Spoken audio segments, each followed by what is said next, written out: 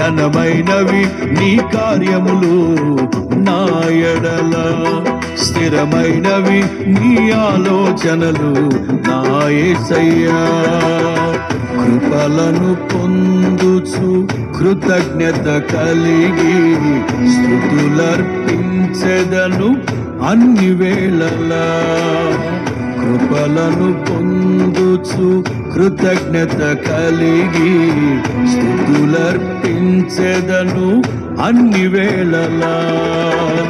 అనుదినము నీ అనుగ్రహమే, ఆయుష్కాలము నీ వరమే.